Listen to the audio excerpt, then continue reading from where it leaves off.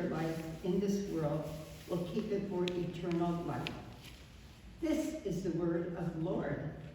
Thanks be to God.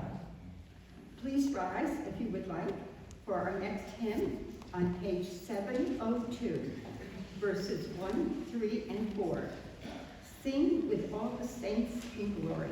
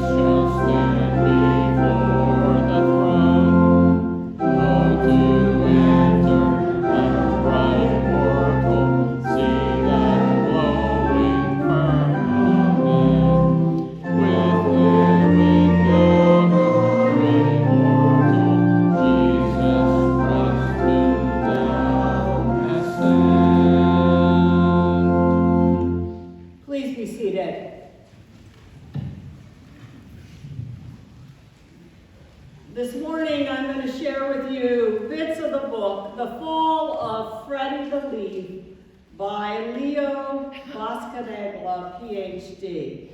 And it's one of these stories that are really made for adults, but children can also enjoy them too.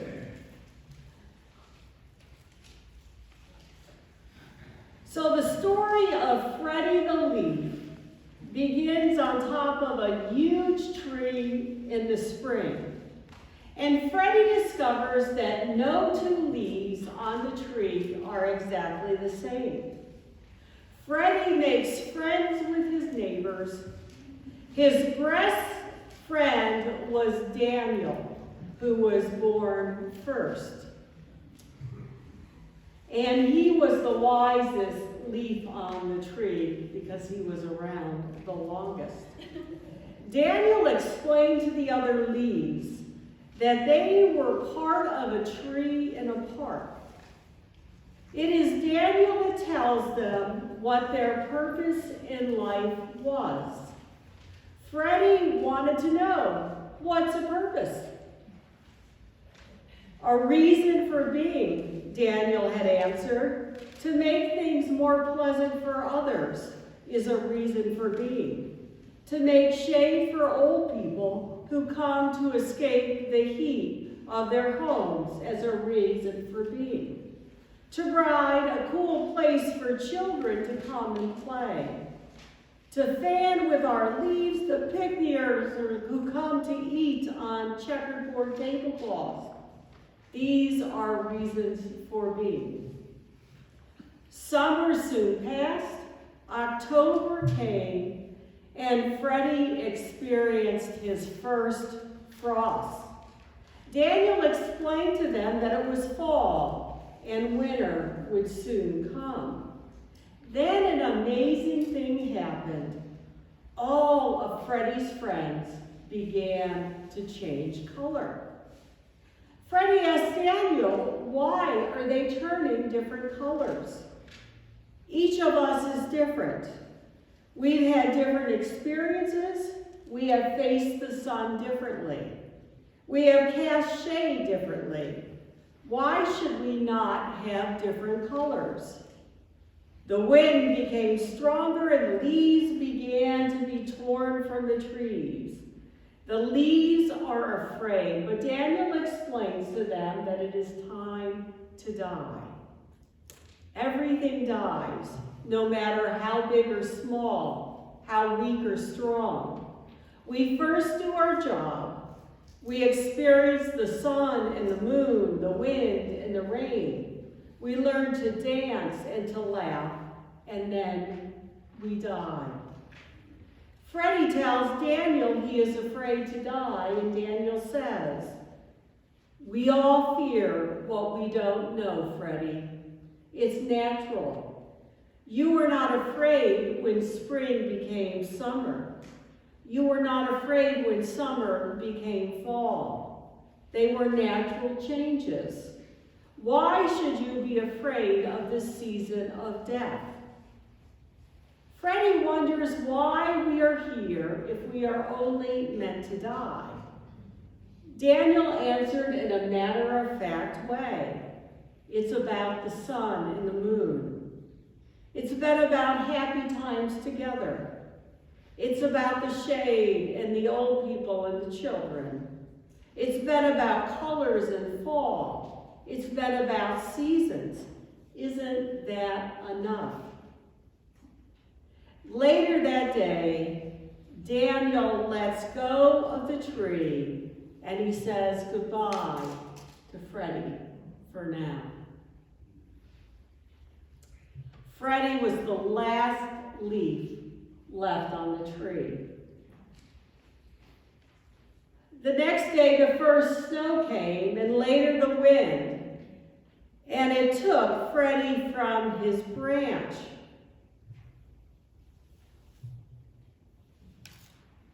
Freddie landed on a clump of snow. It somehow felt soft and even warm. In this new position, he was more comfortable than he had ever been. He closed his eyes and fell asleep.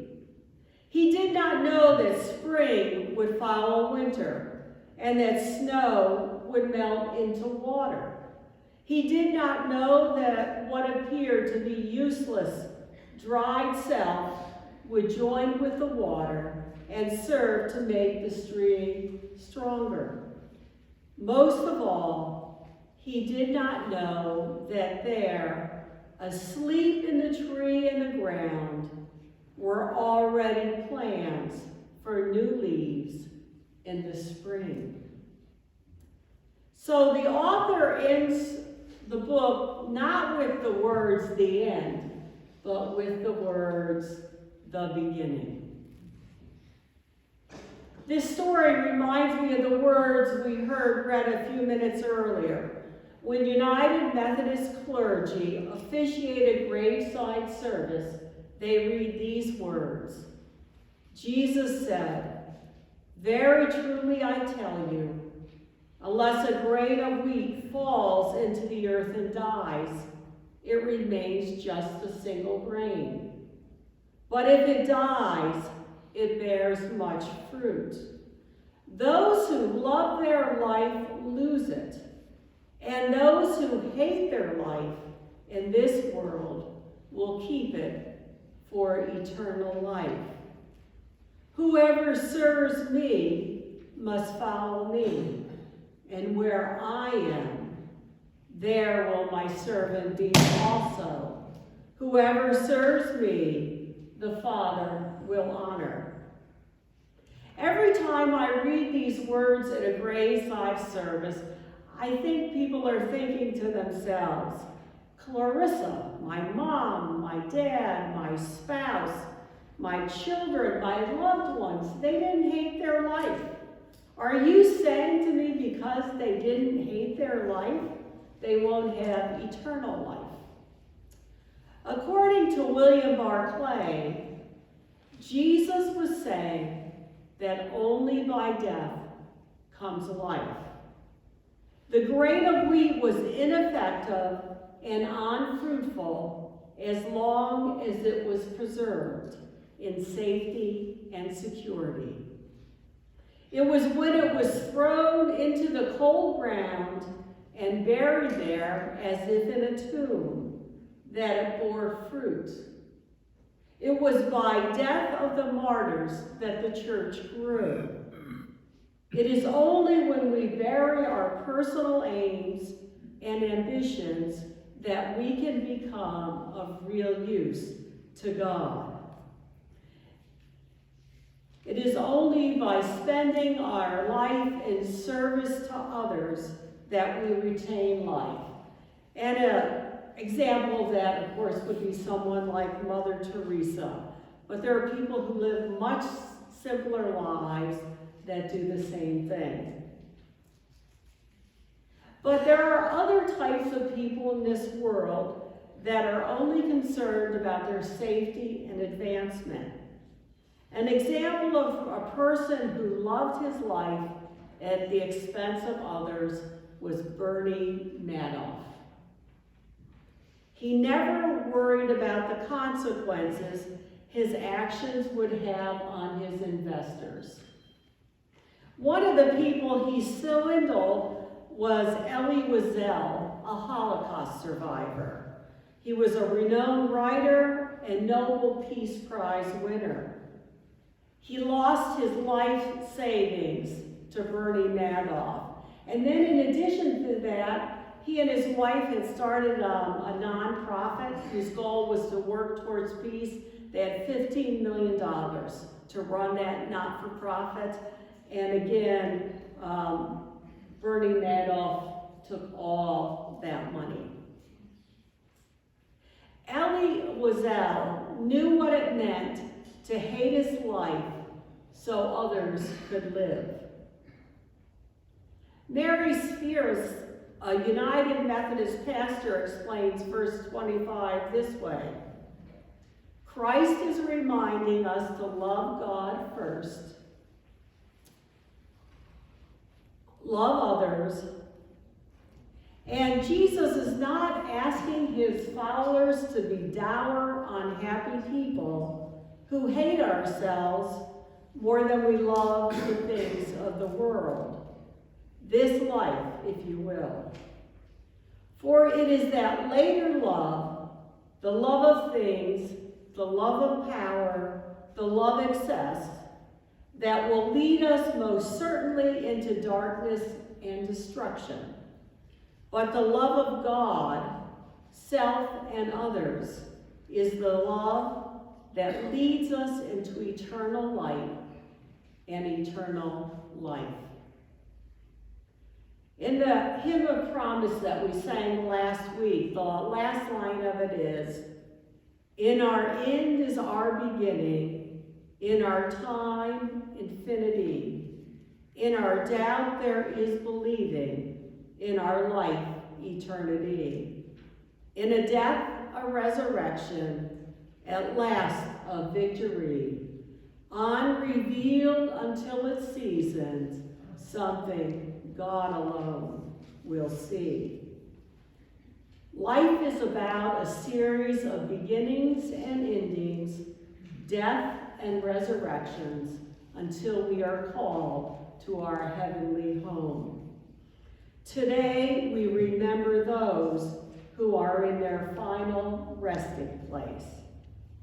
And I want you to know that at the end of the service, I plan to pick up Daniel and Freddie and put them back into their final resting place. So I don't want you to lose sleep over that tonight. Amen.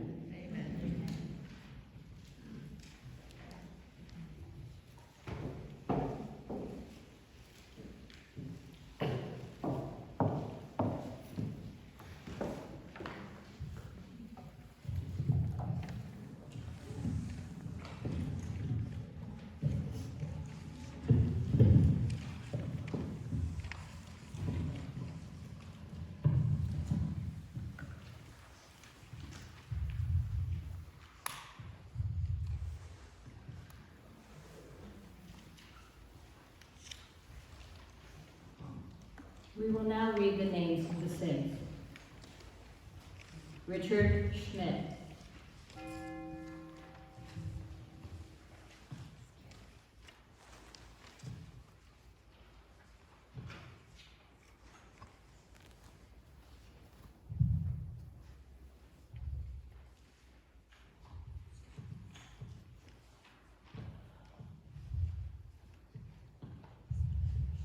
Doris Valentine.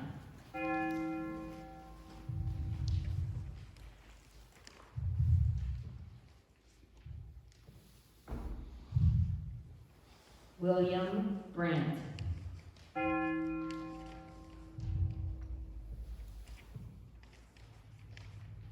Kay Countryman.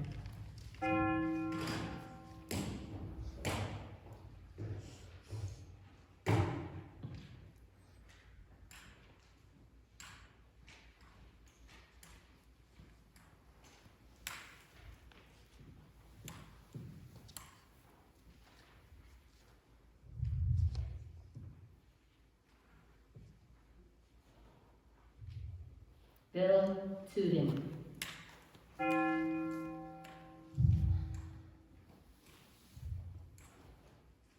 Reverend Robert O'Brien.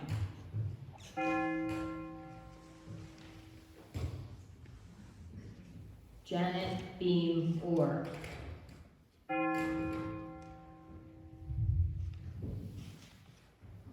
Dorothy Florchek.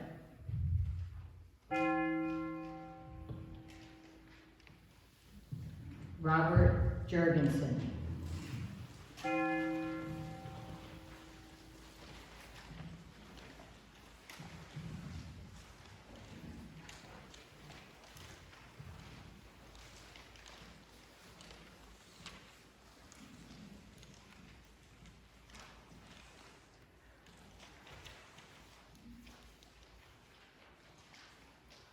Now that the names are read, you are invited to come forward and take a candle, light the candle, and place it in the sand in memory of your loved ones.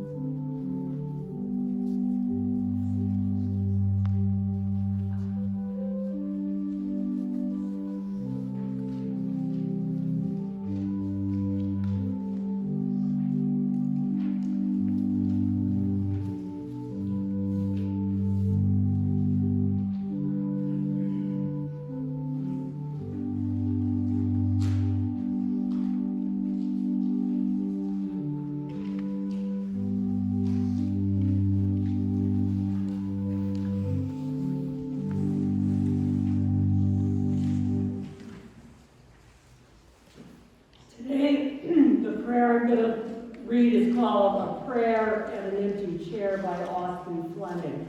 But our prayer requests have been asked for 3 people, so if you could just remember them while I read this. Joan Millard, Patty Schumacher, and Eileen Clark. Let us pray.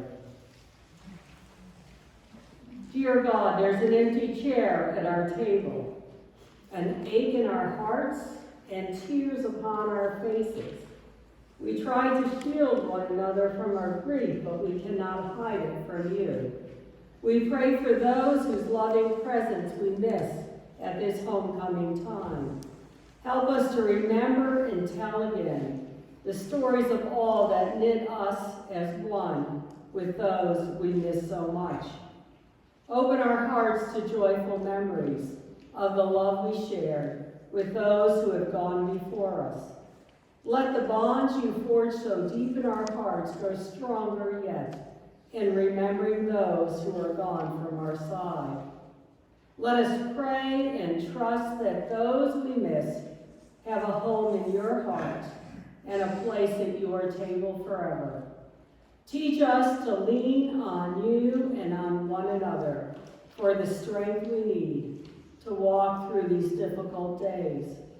Open our eyes and our hearts to the healing, the warmth, and the peace of your presence.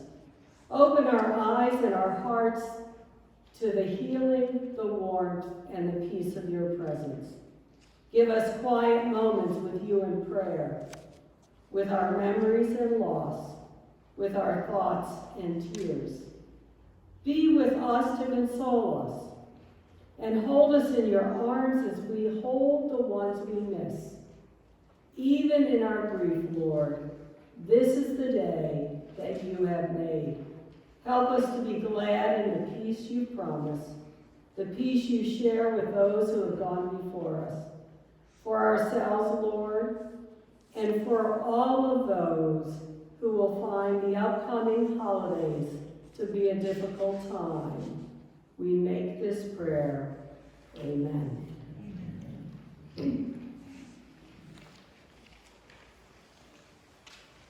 If you would turn now